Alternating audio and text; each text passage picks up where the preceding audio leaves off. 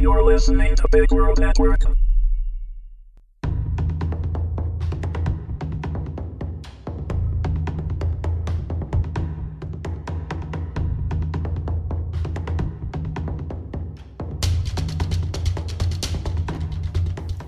Houses of Common, Episode 1, Diplomatic Impunity. Written and read by Derek William Dalton. Washington, D.C., 2122. After 3 days of cramped solitude, Skeek still wasn't tempted to activate her link. Her brother Ranyk would be annoyed if she wasn't available for a conversation. He would return today from months in space, but he didn't know Skeek was hiding in an air duct of a high-rise building in Washington, D.C. Skeek slid the duct panel aside like silk on glass. On the floor, 3 meters beneath her, a hitman assembled his rifle with jerky but efficient choreography. Scruffy and sour-faced, he settled into a prone position. From his wristwatch, a holographic man appeared, sipping from a mug. "I'm in position," the hitman told him. "Yes, you are," Skeek thought. She checked her chronometer. "Gentlemen, you may begin." "The ambassador just exited the Beltway," the holographic man said, "and the bus is right on schedule." A monitor in Skeek's helmet visor showed a slow but busy roadway a dozen floors below her. She watched a District of Columbia bus swerve from its lane and plow into the driver's side of the first car in a diplomatic motorcade. The vehicles on the roadway screeched and crunched to a stop. 3 cars back, behind a tinted window, sat the target. The hitman adjusted his rifle and froze. "I have him," he breathed out. "Tan, skeletal, and ugly." Skeek's monitor showed the Rilge ambassador to the United States sitting calmly in his vehicle, waiting for traffic to clear. The rifleman drew in another breath, his index finger poised on the trigger guard. "Die, my alien The hitman didn't finish his sentence. Didn't pull the trigger. The hologram set down his mug. "Is there a prob—" He stopped talking mid-sentence, too, eyes fastened to the pool of fluid in front of the hitman's face. Did you just vomit?" Dropping silently out of the air duct and now standing beside his inert form, Skeek removed the hitman's wristwatch with a red-gloved hand. She maneuvered it to show the holographic man the exit wound where the hitman's mouth had been, the bullet hole in the back of his head, then her pistol before slipping it into a pocket of her red vac suit. "Sir," she offered, "I recommend you sit quietly with your hands on your head. FBI agents are about to break down your door." Directing the wristwatch at the traffic accident, Skeek pointed out the moving cars and buses on the roadway. 2 hover trucks had already lifted the bus and mangled car out of the way. "You went to a lot of work to make the ambassador 3 minutes late." Exiting a stairwell onto the building's roof, Skeek strode to the waiting hover truck as 5 FBI agents vacated it. She watched them head for the stairs to clean up her mess. A link message from the Rilge embassy interrupted her gratitude. "Skeek, we have another one." Skeek sealed the red vac suit over her dark red exoskeleton as she strode down the hall. In the dense air of Earth, she could hear the man running to catch up with her, could hear the fabric of his suit rustling, his breathing from just down the hall, and even his heart beating when he was just behind her. By his aroma, he'd eaten Chesapeake Bay crab yesterday, was worried, and had taken aspirin. "That briefing wasn't brief, Al. Now more?" Though she liked him, Skeek didn't slow as she spoke. He was detail-oriented and quick with logistics, but he'd done his job, and now Skeek needed to do hers. "Now, I just wanted to wish you luck, Skeek. It's been good working with you. I expected the ambassador's routine to be shaken up, but I'm happily disappointed." Out of shape, he was breathing hard from catching up. Skeek stopped and turned toward him. 3 assassination attempts and 1 on the way. That's not shaky? Besides that, he smiled. Skeek did her best impersonation of a human smile, and hoped it was convincing. Flexible as it was around the eyes and mouth, her Rilge exoskeleton couldn't express what Al's human features could. Behind his smile, Al's face was lined with worry. He knew where the ambassador and Skeek were going and what was expected before arrival. "Thanks for working out the transportation details," Skeek said. "Hey, I have connections with the engineers." Al's infectious smile had a mischievous curve to it, his teeth standing out stark white against his cocoa-brown skin. Skeek smelled a wave of testosterone. "You mean a bedroom pass," she deduced. Al's smile spread. "Guilty. Be safe, Skeek," he said. "Don't cut us so close this time." "My timing was intentional." Skeek continued down the hall, but she could hear that Al hadn't moved.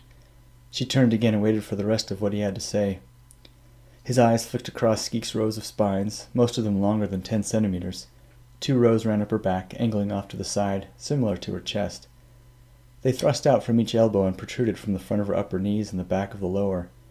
Her vac suit hugged each of them, enhancing their prominence.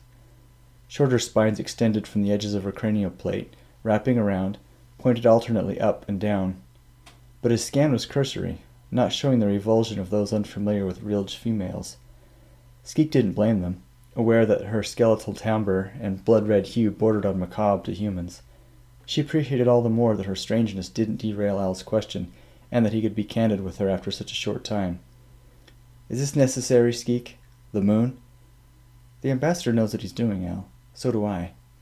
"That's why we hired you. But if the CIA information is correct, this will be the 4th assassination attempt in 6 months. Access to helium-3 is worth the risk. The Hudson's Bay Company mines plenty of it, and the Canadian government is willing to negotiate on tariffs. It takes fuel to colonize the galaxy, Al, and you're not the only species with the drive to spread out." Al nodded and left, but Skeek didn't think he was convinced. She glanced down the short hall of the small building, fitting for the Ridge Embassy to the United States.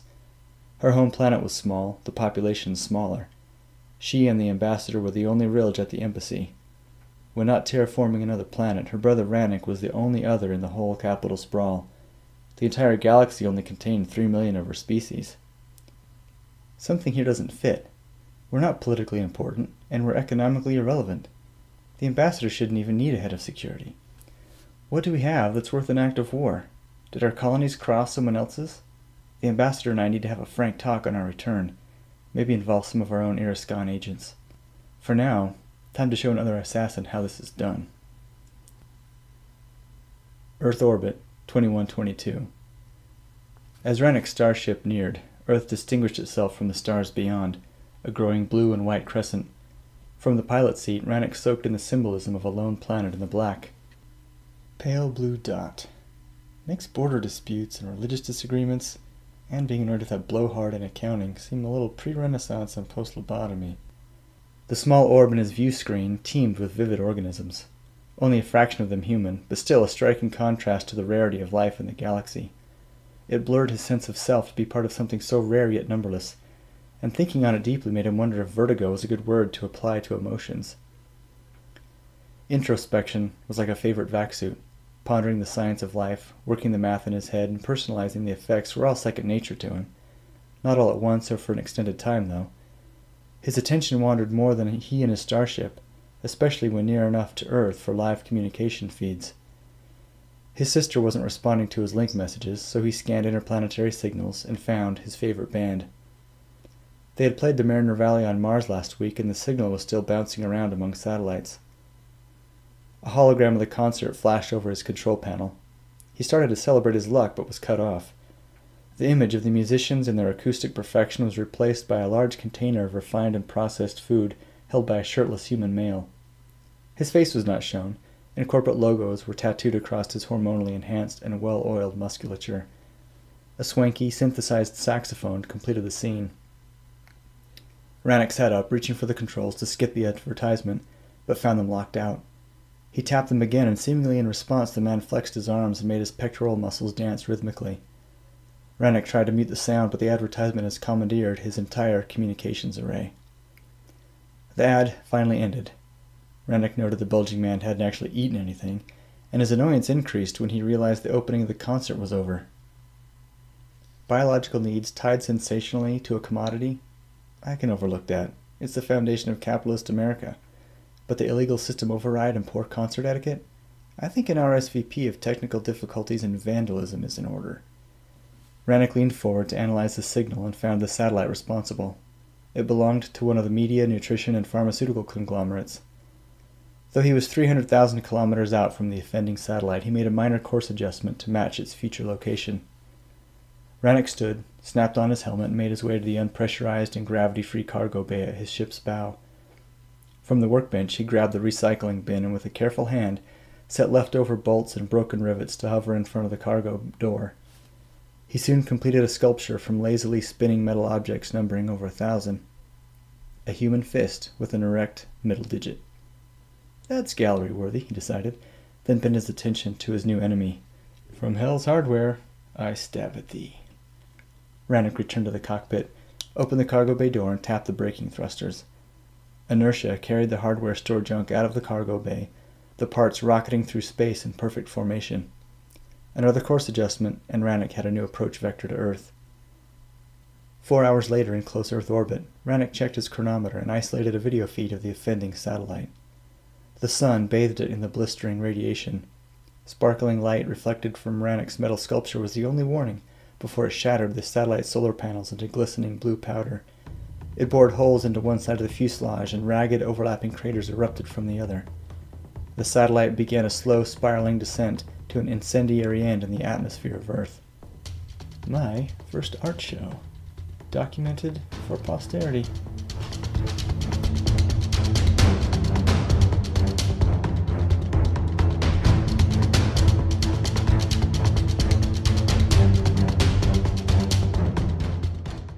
Music by Kevin MacLeod. You're listening to Big World Network.